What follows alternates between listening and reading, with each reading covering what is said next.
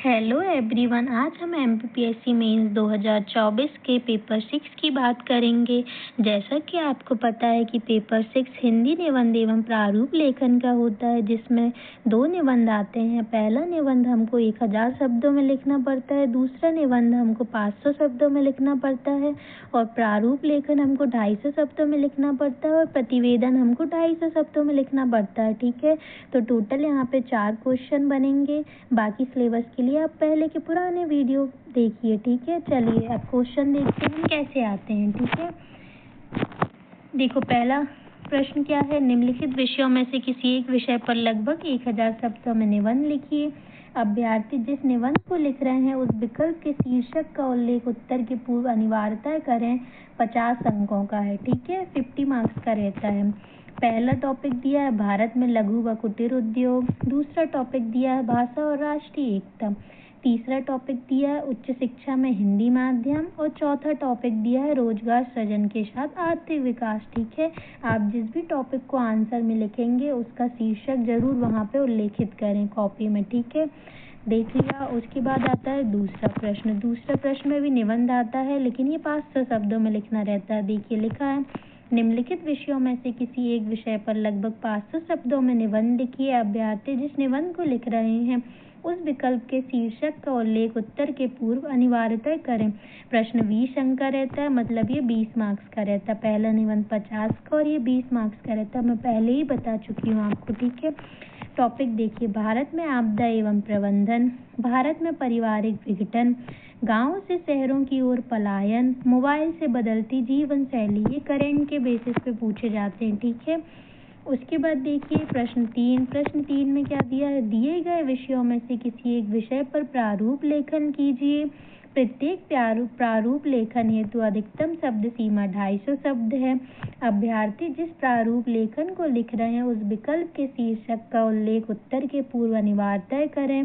15 marks का होता है। ठीक है, तो देखिए और में क्वेश्चन है। ठीक है, इसमें स्वयं को किसी विश्वविद्यालय का कुल सचिव मानते हुए सभी संबद्ध महाविद्यालयों के प्राचार्यों को परीक्षार्थियों की संख्या संबंधी जानकारी अभी तक प्राप्त न होने के संबंध में अनुस्मारक पत्र लिखिए। ठीक है, उसके बाद क्या है, एक अर्धशासकीय पत्र का प्रारूप प्रस्तुत कीजिए जिसमें प्रधानाचार्य शासकीय औद्योगिक प्रशिक्षण संस्थान द्वारा एक अनुदेशक की नियुक्ति हेतु निदेशक प्रशिक्षण एवं सेवा योजन निदेशालय को लिखा गया हो। ठीक है, दोनों में से कोई एक करना है। 15 मार्क्स का। उसके बाद क्वेश्चन 4, दिए गए विषयों में से किसी एक विषय पर प्रतिवेदन लिखिए। प्रत्येक प्रतिवेदन हेतु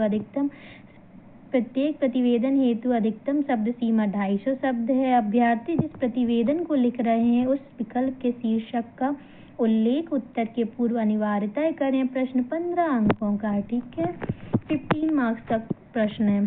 स्वयं को किसी स्वशासी शासकीय महाविद्यालय के छात्रों का समूह मानते हुए अपने महाविद्यालय के प्रचार को परीक्षा तिथि आगे बढ़ाने के लिए औचित्यपूर्ण ज्ञापन लिखिए।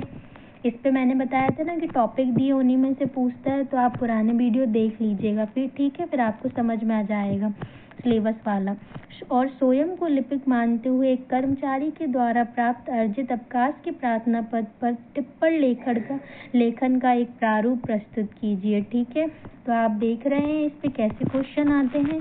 तो यहाँ पे अपना पूरा सिलेबस और साथ में PYQ भी कंप्लीट हो गया है। और 2024 में हुआ था सिलेबस बदलने के बाद पहली बार, और 2025 का लंबित है, लेकिन 2026 में उम्मीद है कि हो सकता है। ठीक है, पेपर उसकी डेट सितंबर में दी हुई है। ठीक है, मेंस का, तो आप आइडिया ले दीजिएगा। ठीक है, बाकी हम कोर्स करेंगे तो और भी पुराने पेपर को पढ़ेंगे। ठीक है, मैंने ये आपके लिए कुछ लिखा है, उसको आप देख लीजिए। ठीक है, मेहनत को दिमाग से कल अपनी कलम में उतारना, जितना संभव हो सके कॉपी को शब्दों से संवारना, डर घबराहट चिंता को अब तुम पीछे छोड़ दो, डर घबराहट चिंता को अब तुम पीछे छोड़ दो, 3 घंटे का समय वहाँ सिर्फ चिंतन में गुजारना, हर प्रश्न नहीं बनेगा तुमसे और ये सबका हाल होगा, हर प्रश्न नहीं बनेगा तुमसे और ये सबका हाल होगा, पर जिस प्रश्न को करना उसको हीरे सतराशना।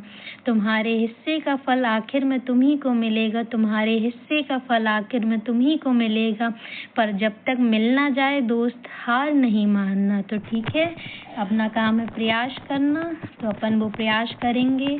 तो फिर कल से अपनी क्लासेस शुरू हो रही हैं। ठीक है, मैं आपको एक बार क्लासेस के बारे में बता दे रही हूँ। क्लासेस में आप देखिएगा, पहले मैं यहाँ पे लिख रही हूँ, 1 मिनट रुकना।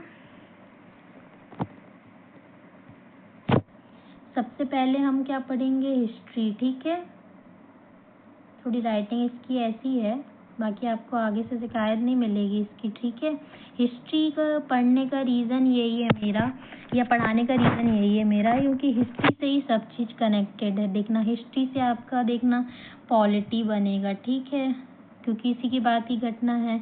फिर हिस्ट्री से ही आपका ज्योग्राफी बनेगा, क्योंकि कहाँ कैसे कौन से क्षेत्र बने या कौन से शहर बने, ये भी आपको हिस्ट्री से ही पता चलेगा। ठीक है, फिर इसी से निकल के इकोनॉमी भी आएगी। ठीक है, तो ये सब पढ़ेंगे। फिर जब एक बार हम इंडिया का सब कुछ पढ़ लेंगे ना, तो फिर उसके बाद देखना आप, हम एमपी का भी पढ़ेंगे। ठीक है, तो एमपी, ठीक है, हिस्ट्री के साथ साथ हम एमपी की क्लास भी करेंगे।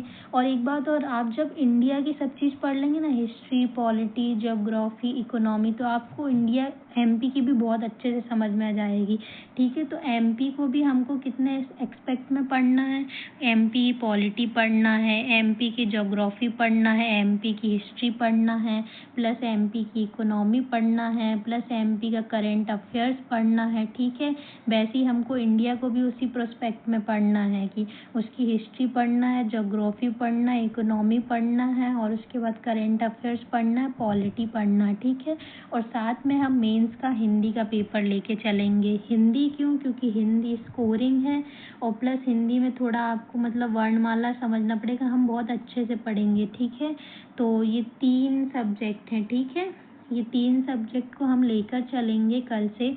तो कल मिलते हैं फिर क्लास पे। ठीक है, अगर आपको वाकई में 2027 में एमपीपीएससी क्रैक करना है या आपको अपना सिलेक्शन निश्चित करना है, तो चैनल को सब्सक्राइब करें, शेयर करें, लाइक करें और अपने सपनों को उड़ान दें। Thanks for watching.